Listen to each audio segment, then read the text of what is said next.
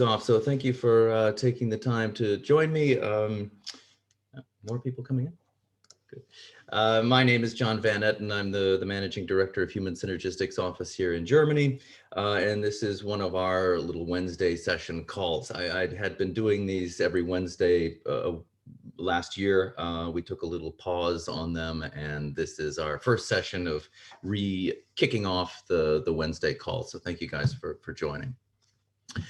The topic today is how to introduce HS models, which is a topic that we talk about pretty frequently in accreditations as well as supporting clients. So, and actually I've done a session on introducing HS models to clients previously, where we talked about things like the Circumplex, in other words, content. If you're not familiar with that, very good input. And actually there's a video available of Dr. Cook going through the presentation, introducing that model from different perspectives. That's one of my favorites. I went through that one last time. Another one that deserves note that I talked previously about is the I, we, it model. That has also been used quite widely to help leaders to understand, where do I fit in the organization? What is the we and what is the it, and how does that all connect to the Circumplex? Again, we have material on that video, so if you're interested in those models, happy to provide it, but I thought I'd follow up and try to give you some new content. So, good. Hopefully you can see the PowerPoints behind me. This should work as I move through to sort of use as a background. So the first piece that I wanted to talk about before we get into methods of introducing these models is sort of the idea of knowing who your audience is. So again, last year I did a little Wednesday session on this topic, which is what's referred to as the stages of organizational consciousness. This is coming out of our Australian office by Sean McCarthy. Very, very helpful information. I got a lot of good feedback on that session from last year, and I know a few of our consultants and clients used that input. Won't go over the whole thing again here now, but the point is it's very, very helpful, and I try to sort of discern this when I talk to clients, kind of where they are in their awareness of topics such as organizational culture, how do leaders influence culture, and how those patterns drive the business forward. If we can sort of try to figure out where the client is in their awareness of this, then we can target our message to kind of the level of consciousness and the awareness level that they have. And a lot of what we do with our clients is sort of moving them up this journey. If you haven't seen the presentation, it starts down here with what we call denial. This is organizations in which historically this has been a large group, which sort of didn't realize that culture was a thing, that it took place in their business, and that it drives the business performance. As organizations recognize that culture sort of exists and increasingly recognize how it influences their performance, and then begin to take advantage of culture in terms of actively developing it as a sustainable resource and strategic advantage, is sort of that consciousness journey we talk about. Anyway, again, don't want to get into that too much. Just wanted to preface it because it's good to know the audience that you're speaking to and what might connect with them when we introduce these models. All right, so then in the past session, most of the content that I talked about was around our Circumplex. So how do we understand this in simplified terms? And kind of boil this down into language that we can easily communicate. Again, that was the focus of the previous session. I'll talk about the Circumplex a little bit, but also get into other models, especially our How Culture Works model, which hopefully most of you are familiar with, and some of my preferred methods for introducing that. In terms of the Circumplex, there are a few things I do like to talk with clients about. Some of these you may have already heard from other accreditations, so I'll go through them fairly briefly. The main thing I try to differentiate for clients when we understand this model is really the difference between essentially the constructive, satisfaction-oriented styles and the defensive styles, both aggressive and passive, and sort of helping them to understand what the difference between those two things are. One of the ways that I typically try to do this is to illustrate the synergy basically that's within the constructive styles and what is missing within defensive patterns. So in some of my culture accreditations, you may have heard me do this through using the definition of an organization. So if we look up the definition of an organization, we define organizations basically as being a group of people who are working together in order to achieve a common goal or purpose.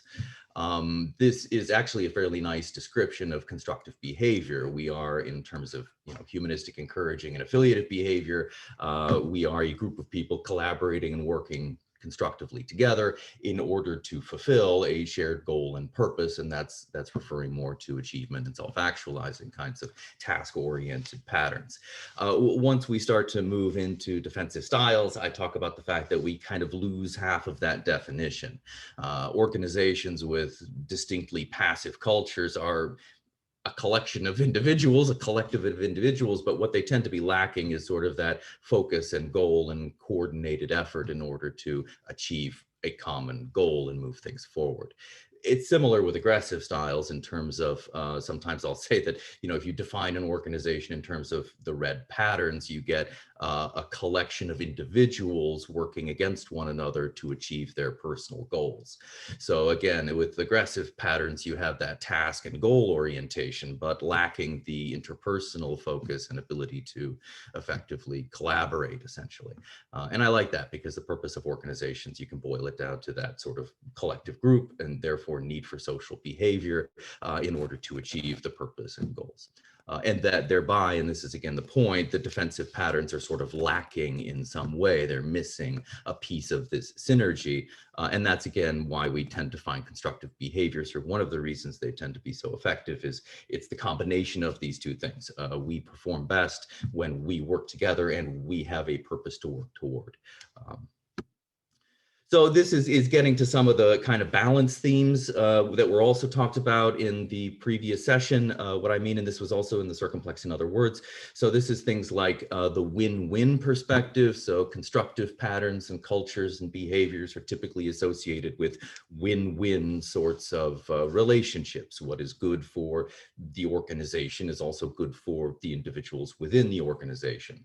The business needs creativity and people like thinking creatively. And if we can encourage those things, it's beneficial for both. The business gets the engagement and the creative ideas, and the members feel engaged and listened to and capable of contributing.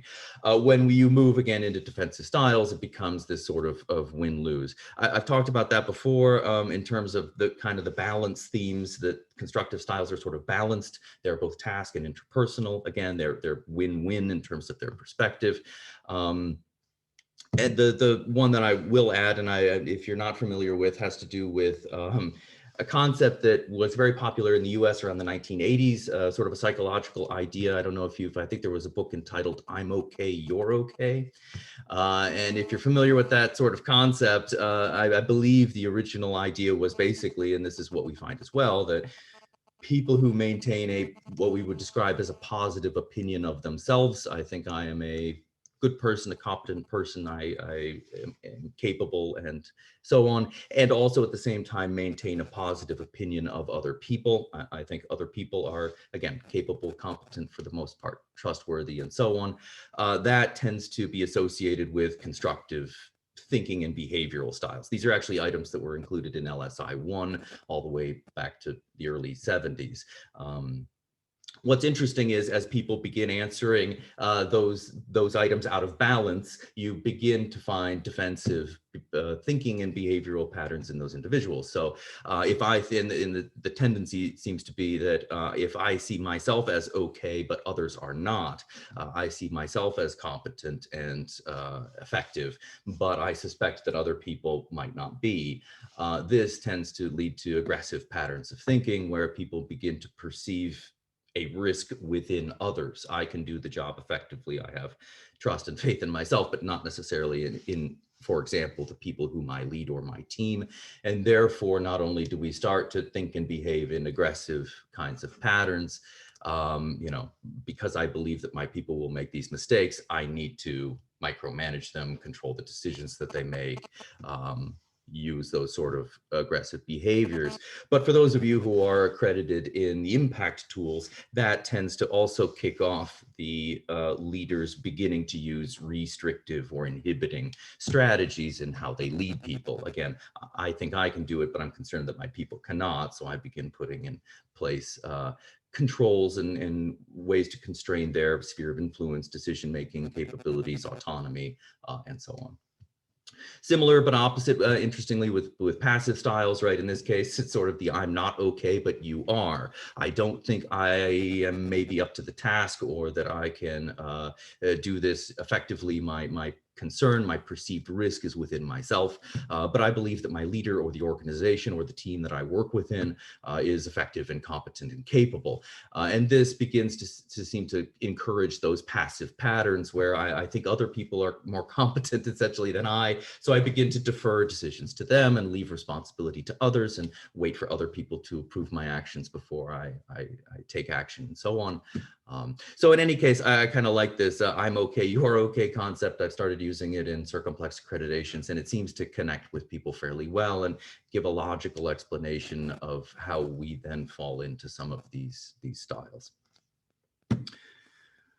All right, let me take a quick break just to see if this is making sense. And then I'll get into the next Circumplex introduction. Any questions about this? Everybody's on board?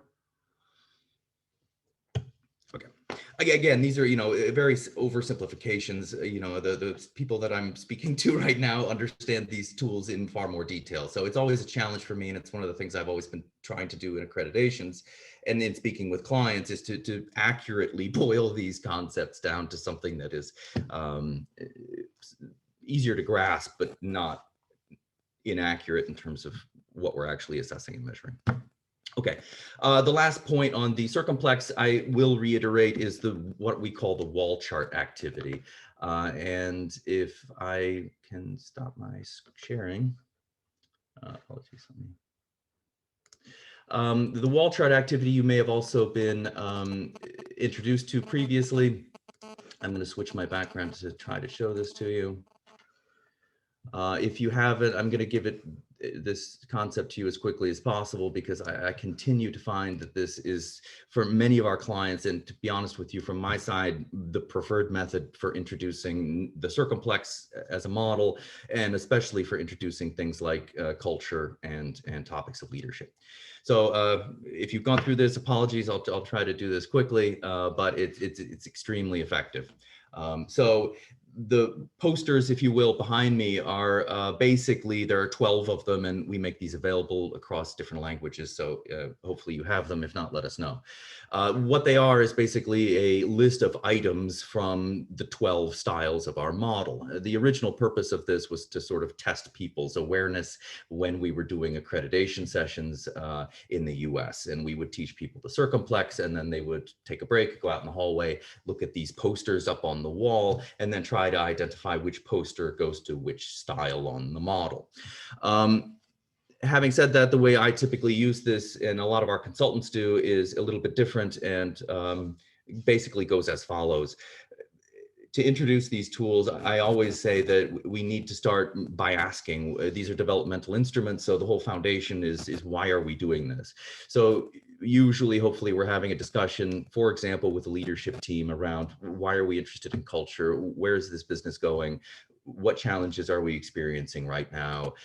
Sort of those big questions. Usually when I do this, by the way, you'll find that the big questions clients are talking about in our models, especially if you refer to the How Culture Works model, are either outcome related or values related. Most of them are outcome related, meaning our people are not creative enough, they're not engaged, they're not collaborating.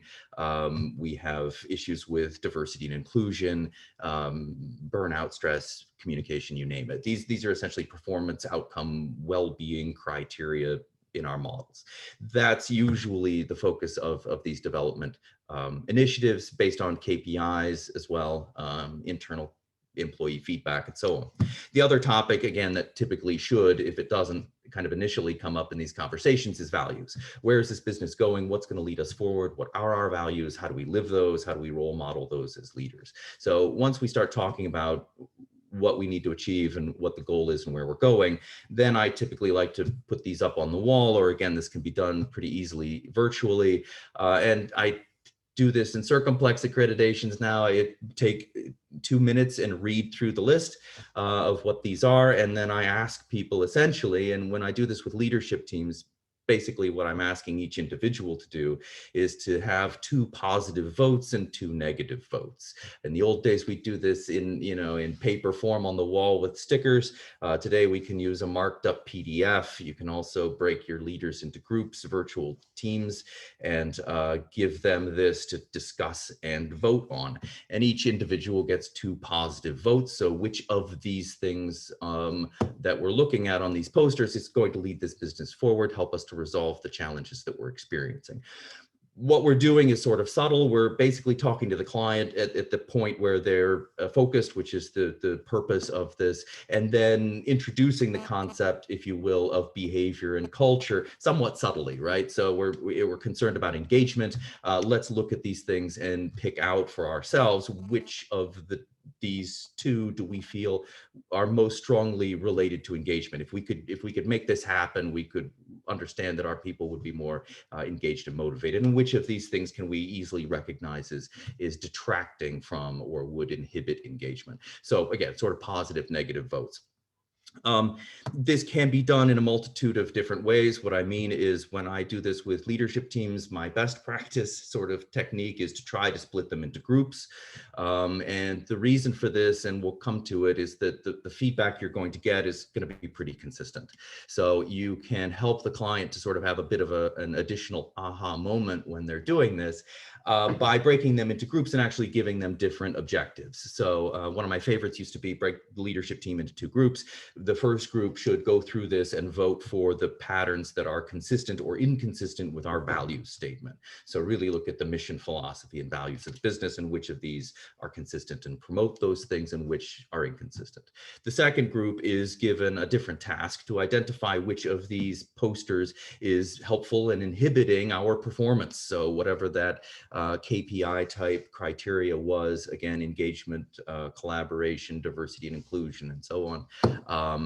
Which of these things is going to promote it? Do this separately in groups. What gets their attention is when they come back and start going through, and you score this later on, and I'll talk about how we do this, they find that they've basically both described the same sorts of things. The patterns here that are going to help us live the values are the same sorts of patterns that are going to help us to perform.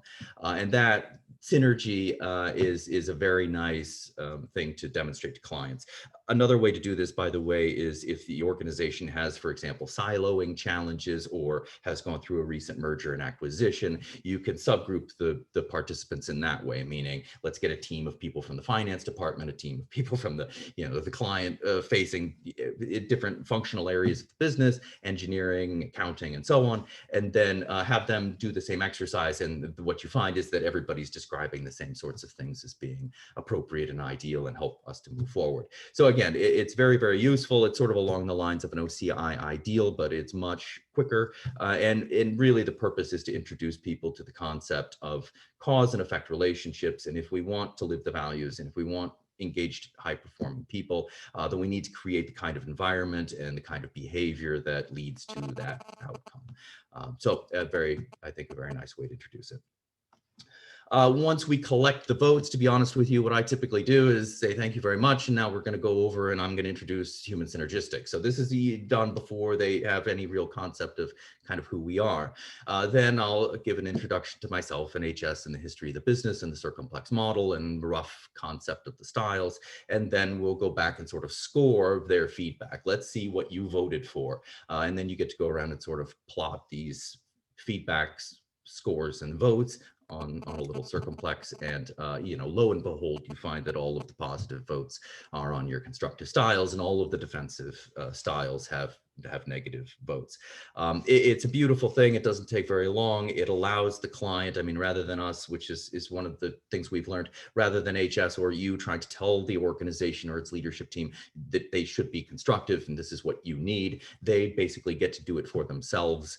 And for those of you who have had challenges with clients pushing back around specifically things like aggressive styles, believing that we need aggressive behavior or that constructive styles are too nice, this is actually kind of an elegant way to bypass that difficulty because they say for themselves right out of the gate, if you will, that the blue styles, this is what we want, and you'll find that their negative votes are all over the red styles too. So it sort of heads off that confusion before it ever arises. All right, so I know I've talked about it before, so I don't want to get into any more detail on the wall chart exercise. If you have any questions about it, let me know. And again, if you don't have it or would like to talk through how to do it with the leadership team, or if you'd like me to do it with a leadership team, happy to. I think it's a good exercise.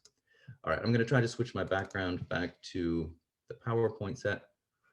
Okay, so we were here. So that's my Circumplex content. So moving forward, I wanted to start talking about the How Culture Works model. This is more and more of what I've paid attention to trying to communicate to clients. It's always a bit of a challenge because it seems like you take so many steps to explain the Circumplex and culture. And then once people kind of get that concept, then you have to introduce the next concept, which is the difference between things like organizational culture and organizational climate. And it's just another layer of complexity that is a challenge. So I like to try to use some form of graphic that helps people to understand these concepts, and the iceberg model, especially for culture, seems to be well known. By the way, if you're familiar with other iceberg models, Edgar Scheins and others, you can map this very similarly in terms of espoused values and artifacts and those concepts as well. In any case, I've sort of used HS language here in terms of, you know, but again, the same structure. What are the values within the business? How do we structure and design the organization? What is the resulting culture pattern that is encouraged amongst our people? And what does that lead to? Of course, above the waterline, those things that are observable and we recognize in things like global employee surveys and KPIs and so on, performance and well-being. So I found that this slide alone is really helpful for people to understand how this all plays out, because again, a lot of times leaders have been introduced to the iceberg model previously. All right. That's sort of all I had there. The next one is a bit new. I don't think too many of you have been introduced to this. This is what we've been calling the 4 Ds to try to introduce the How Culture Works model. So there are 2 things that seem to add some complexity, or 2 messages that we need to get across here. One is that this is a process. This is a cause and effect process that takes place within the business. Sean McCarthy has a great quote, and I'm not going to say it perfectly, but it's something to the effect of, you know, the outputs and the performance that the organization delivers is the result of processes that play out within the business. And while that's obvious, this is a nice way to understand what those processes are and how they're linked to one another and explain the performance that we see. So the first thing we need to sort of communicate is that this is a cause and effect relationship. And the second thing is to try to help clients to understand what the difference is between things like culture and values and outcomes and performance and climate. So this is my attempt. So the 4 Ds are sort of at the top. I hope you can see this. You have the sort of the HS titles here, where we have, you know, values, climate, culture, and so on, that you're familiar with. Toward the top, of course, we have the 4 Ds. So what are these? The first is define. So we are defining what the values of the business is. What are we all about? What is the purpose? Defining what we as a team are about, what we as a leadership group are about. That's what we mean. Defining the purpose, the values, and the ideal of what we're trying to create. The next step in that process is to design. So if we define that we want collaborative, creative teams, then we need to design that in terms of the organization's climate. Again, I'm assuming you're familiar with our tools well enough to know what I'm referring to. So these are the designs, right? Job design. If we want creativity and engagement, then are we designing jobs in a way that enable people to try new things and experiment? And are we as leaders giving positive feedback when people try new things and it leads to good ideas? And are we tolerant, and do we take a learning approach to when people try new things and it goes in the wrong direction? So, you know, in any case, what are the systems and processes and levels of authority and autonomy that are structured in the organization? How we design the business. This leads to the do, how we do things here, how it's done, how do we communicate with each other, how do we interact with each other, how do we approach our work, the do of the culture. And I like this as well because many organizations suspect that their climate leads to their outcomes. This is a common struggle for businesses, and when they don't see what they want to see in performance and well-being criteria, then they immediately begin pulling on what we would call levers for change within the organization's climate, sort of hoping that it leads to the performance that they would like. The missing piece, of course, is culture, and this is going to come up again later on in this discussion.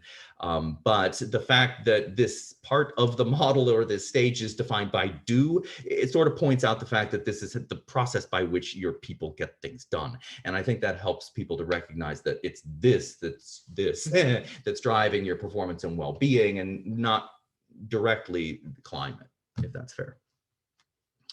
Okay, and the last D is deliver, and I sort of like that, right? This is what we deliver at the end of the day. What are we providing? What is the quality? How do we treat customers? How do I fit in as a member? Am I able to contribute? All of those deliverables at the end of the day.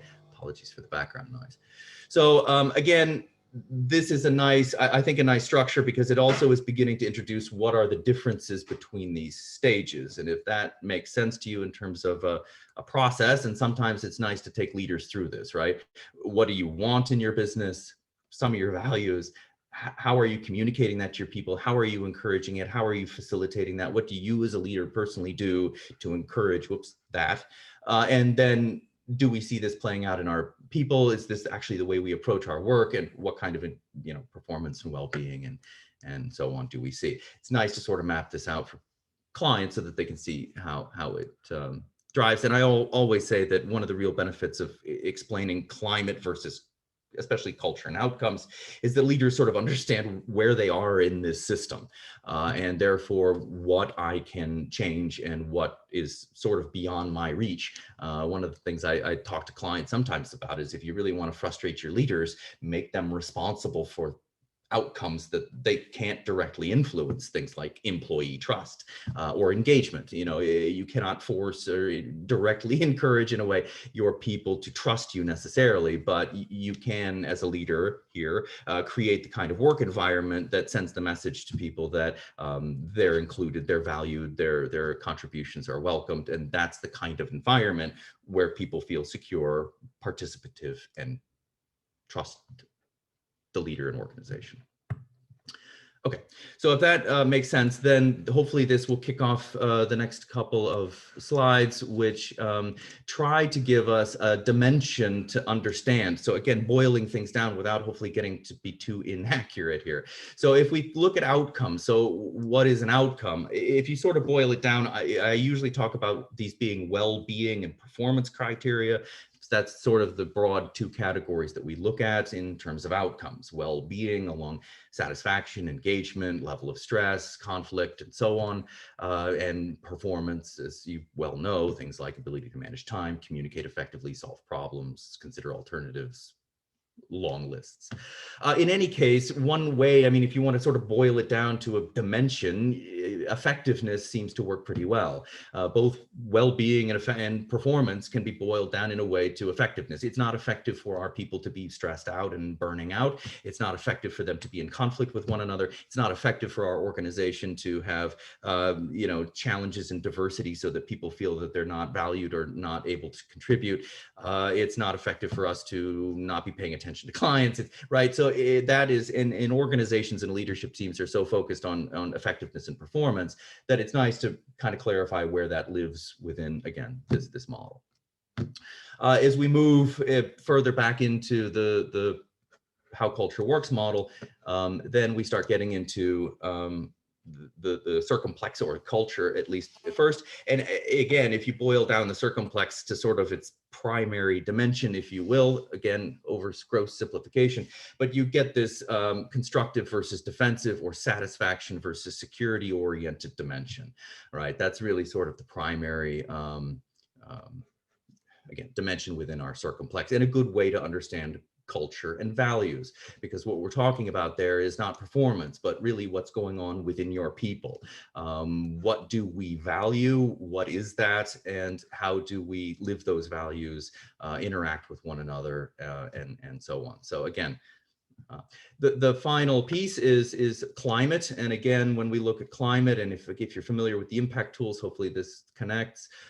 You can basically look at all of those 5 areas and the 31 factors within them and boil them down essentially to the extent to which they are facilitating or inhibiting in their nature, right?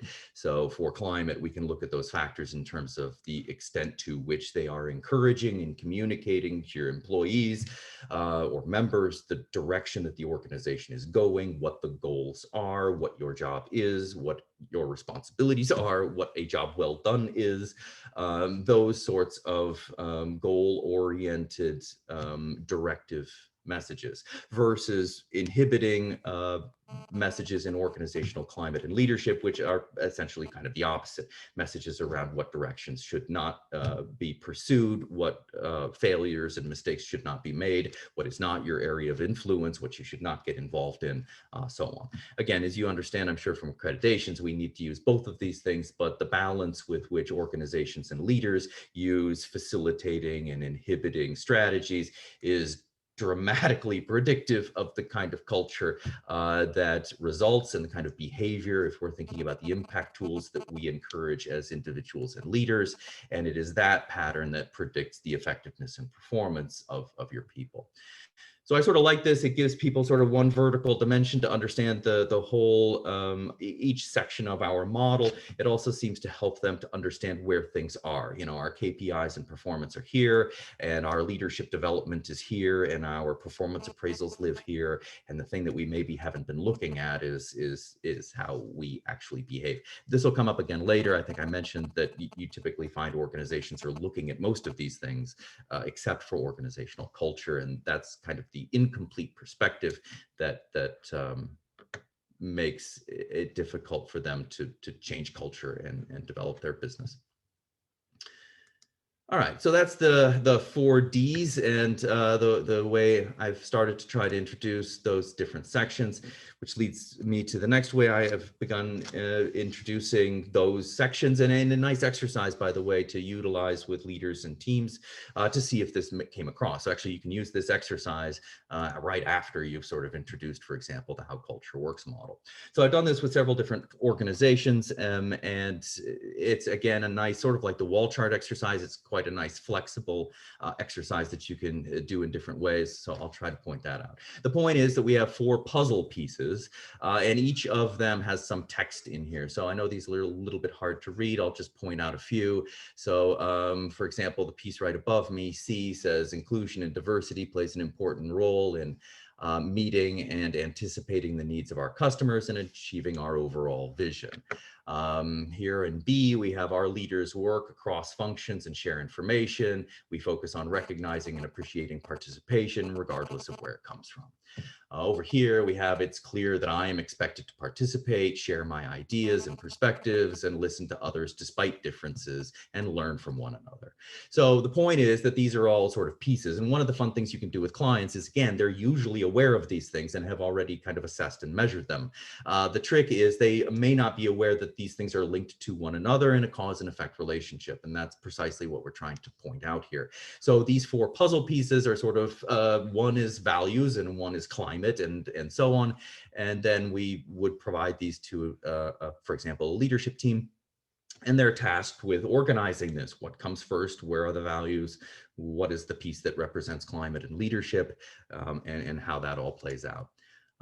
Here's an example of how I might sort of show that to them as we talk through and score it, putting the How Culture Works model up toward the top so that they kind of have that as a reference, and then they can see how this process plays out step by step. And it sort of makes intuitive sense when you read from left to right? We value inclusion, and we see leaders working across functions and encouraging us to work together. Therefore, we get the message that that's expected, and we actually do it. And what that leads to is an environment in which everyone, or the vast majority of your people, are feeling that they're listened to and included and can participate and engaged and so on. So a very nice way to I think, to introduce the model, and also to give leaders a little exercise to challenge, to orient these things. I like doing it, by the way, and this is sort of the next step, I like doing it with multiple different themes. So this one obviously is sort of diversity and inclusion. Obviously, you can do this with any sort of KPI or value statement, right? We want creativity. So what do we need to do in the climate? What messages are we sending to our people? How does that drive the performance of the business? Again, mix that up for them and let them work to orient it. Seems to be a really nice exercise. All right, we are making good progress. So I think I only have one more exercise for you, and this one has come up a few times. This seems to be a fairly popular exercise. I've run into several clients who've used this, so we'll talk it through. The first blank screen here, but just to introduce it. So this is, I think, called the mirror exercise. I've heard of it being done in a few different ways, but basically it boils down to well, meeting with leadership teams and asking them a few key questions, sort of like we would do with the wall chart exercise. But in this case, we're asking questions like, how do you as a leader want to be perceived by your people? How, and this is in the days of face-to-face leadership teams and development, I have had consultants who would actually get leaders these little hand mirrors and with markers, and they actually on one side of the mirror would write how I would like to be seen and perceived by my people. And then on the other side, well, and then they're asked to do an activity. Typically the activity takes a few different forms, but once I described how I would like to be seen by my people, you know, engaging, motivating, trustworthy, collaborative, whatever it may be, then I'm asked to review, for example, the most recent one I think was my calendar. Then we asked the leaders to take 10 or 15 minutes to review their calendars and look in the last 2 or 3 weeks and see how you've been spending your time. What have you been doing? Where have you been allocating your energy, time, and resources? And then they're essentially asked to turn the mirror over and write on the other side of the mirror what they might perceive of a leader who spends their time in this way, if that makes sense. So I want to be seen ideally as inspiring and motivating and collaborative. I then look at my calendar and recognize that I haven't really spoken with my team in a week. I haven't spent time discussing their goals and strategies and accomplishments and so on. So based on that, I might perceive, you know, sort of from an external perspective, that leader might not be so engaging and motivating after all. I like the exercise. I'll shrink myself down here and move over because there's a little graphic that has been used as well with this, which I'll kind of steal. And this is actually a nice one because it starts to connect all the pieces again, right? On one side, we have what I would like to bring across to my people as a leader. Then, of course, we have some connection in terms of how I spend my time, how I interact with my team, the message that actually sends, and then ultimately the other side of the mirror, how my people are actually feeling about me. The thing I really like about this model, and I'll just jump ahead another step, is it's basically following and explaining our how culture works model. What the leaders are saying they want is linked to values. I want to be motivating, encouraging, and we can even link that potentially to our business values. Those are the things that I want to encourage. Then we get to look at climate, right? How have I actually been spending my time? What are the messages that I'm sending to my people around those values, right? I want the collaboration, but if I'm not spending time with them, not encouraging that, not facilitating it personally, then what might be the message that's actually coming across to my people? And then what is the outcome over here in terms of how satisfied people are with their leaders, the extent to which they trust them, feel motivated, engaged, all your KPI type pieces. It's again, I think, a nice way to sort of take people through an exercise that illustrates where your values are and where the feedback and outcomes lie, and how you as leaders connect to your people, and that's really through climate, and giving them examples like how you spend your time, I think are very, very good. I think the last piece I had on this is then when, and I've done this with several different organizations, but the thing that you tend to notice when you start looking at this is that organizations are aware of these pieces except for culture. They have value statements and strategies and missions and purpose, and that typically is something that they're aware of and have clarified. They are also aware of how they interact with their people, maybe not as clearly as they should, but you know, how we design things and how we reward, and they're thinking about how we structure the organization and how goals are communicated and those climate pieces. Again, the risk is that we then are expecting this to lead to people who are engaged, motivated, and satisfied. The piece that we're really missing is how is this sort of resonating within our people? This is also, by the way, one of the ways that I, in too simplified terms, try to introduce culture. I say that culture oftentimes is sort of, well, sort of within your people. It's within how they behave. It's within primarily how they think, right? We're measuring expectations, psychological patterns within your people around what they actually believe is expected of them. Climate is all around your people, right? So it helps to illustrate that in most organizations that we work with have multiple value statements. They have multiple initiatives that they're doing in terms of climate. We have leadership development going on. We have communication programs going on. We have team development programs in place. And we are looking at all sorts of outcome criteria. We have global employee surveys. We have feedback going on that we hear from them. We're looking at various numbers, but we're missing one piece. And again, it's nice to be able to illustrate this whole cause and effect and demonstrate where all of the pieces lie, and also help people and organizations to recognize the pieces that they may have been overlooking that are really leading to the performance that they're concerned about. Okay. Good, thank you. That is, those are the new pieces I wanted to bring across. Thankfully, just a little bit early as I sort of hoped. So let me stop my sharing and I will turn it over to you. Any questions that you may have about how this is done, best practices, anything I can help with. Stay constructive, all the best. Bye-bye.